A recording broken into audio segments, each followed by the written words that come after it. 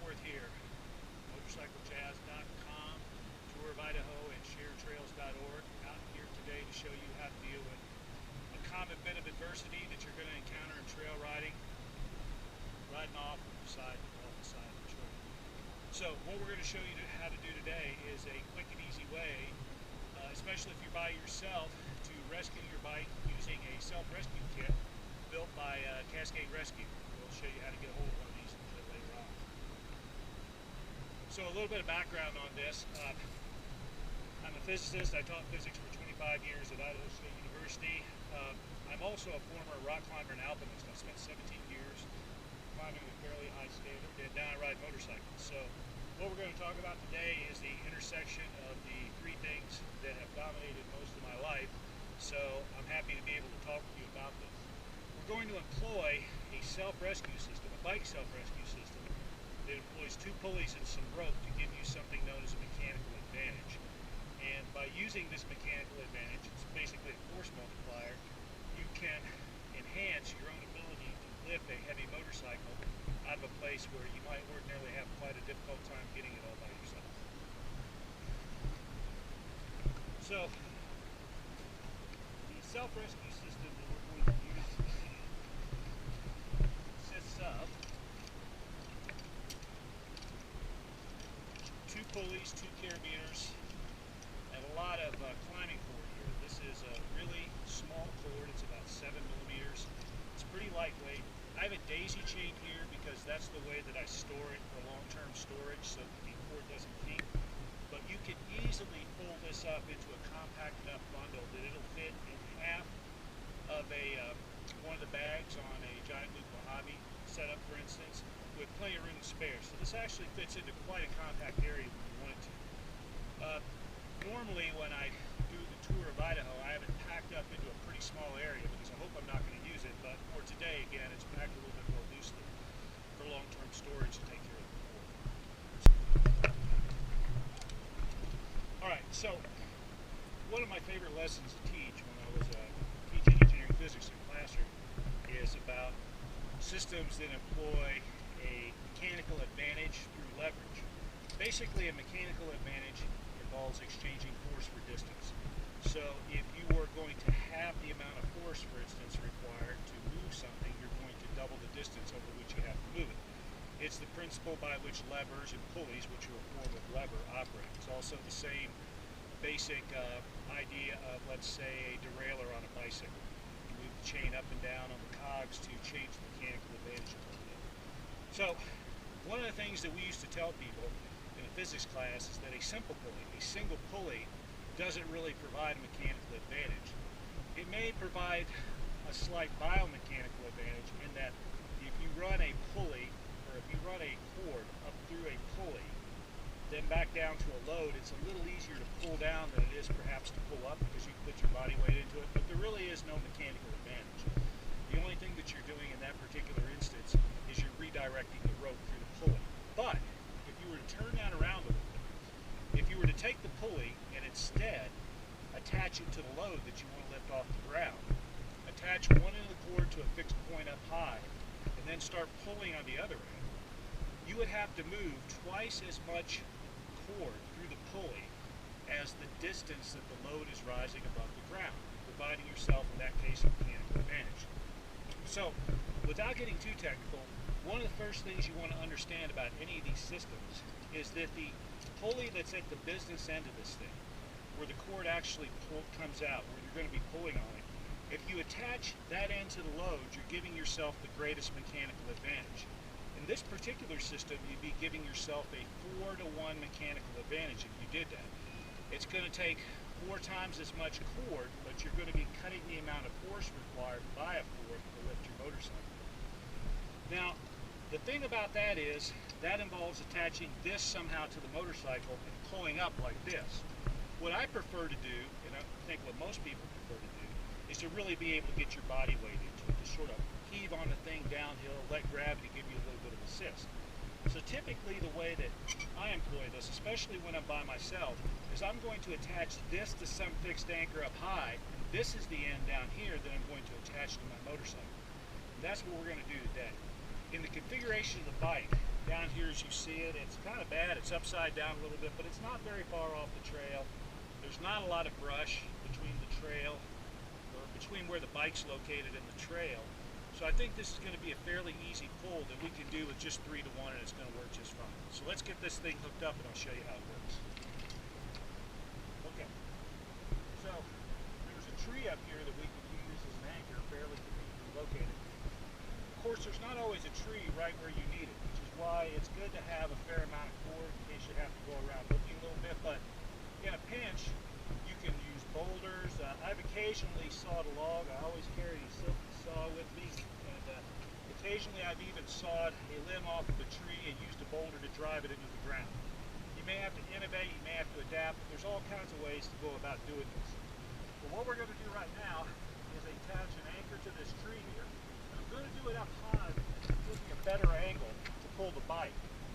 Then I'm going to attach another sling to the bike. We're going to pull it right up. Now, one of the questions that somebody out there is going to be asking is, well, do you always carry all these slings with you? And the answer to that is actually affirmative.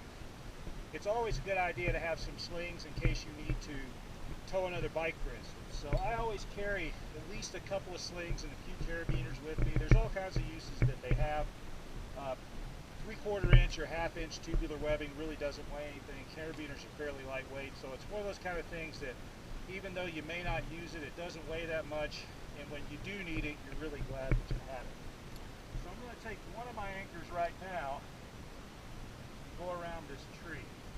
Now, you know, when climbers look at things like this, search and rescue guys, they say, well, you need locking carabiners. For this application, the odds that these carabiners are going to fail is pretty low, so the non-lockers are just fine. Where I am, however, going to use a locker, is on the motorcycle, because on the motorcycle itself, you're pulling it up through sometimes rocks and logs and things like that. It doesn't hurt to use a single locking carabiner security.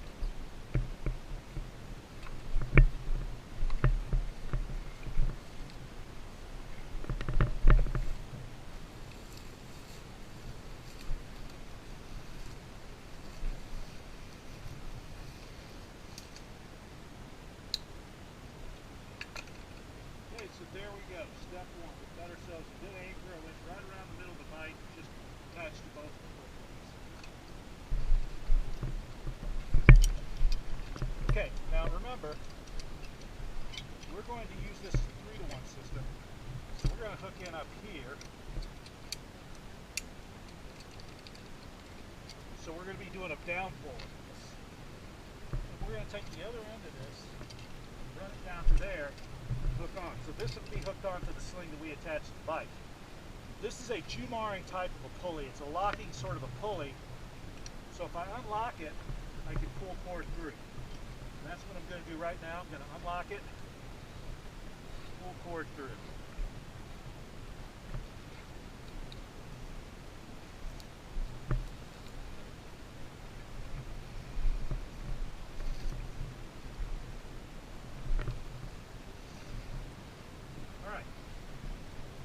So it's important to make sure that your cords are not tangled in any way. You want to make everything a nice, smooth pull. You want to make sure you set your upper pulley on locking mode here.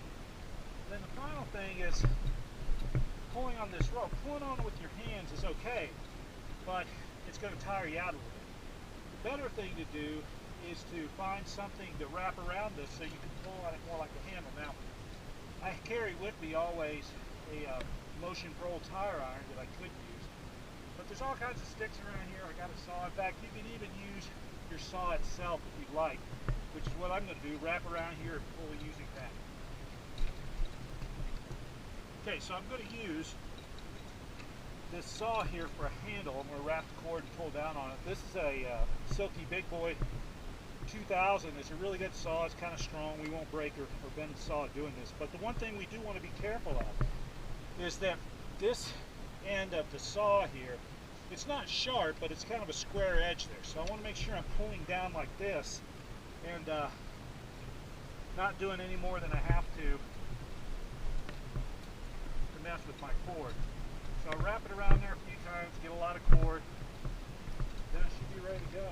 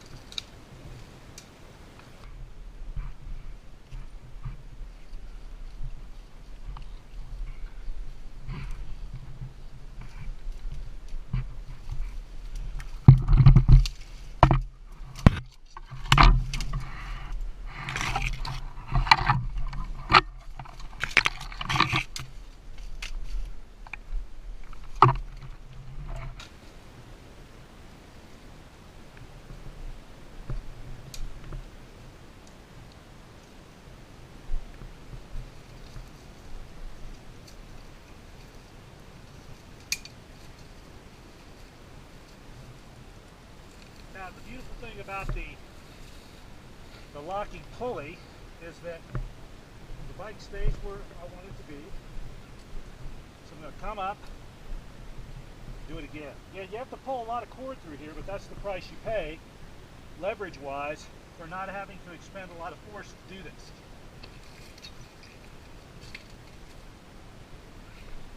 I want to clear my cord here so that I'm not stepping on it, driving dirt into it, doing things that may compromise the strength later on.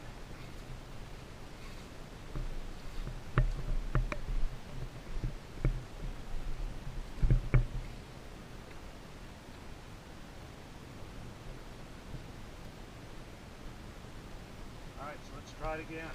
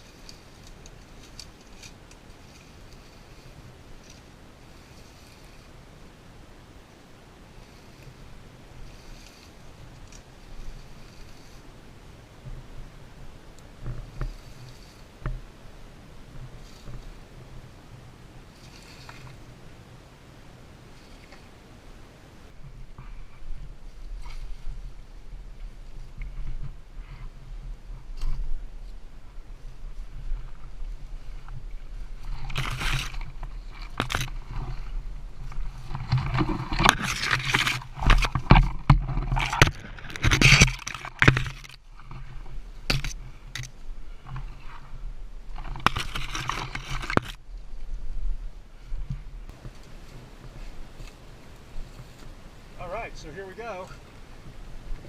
We're got the bike pretty much back on the trail.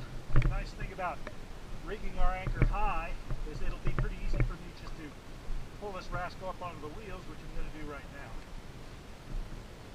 So there you go. Not the worst place in the world to get it out of, but good enough for an example to show you how it works, because I think you can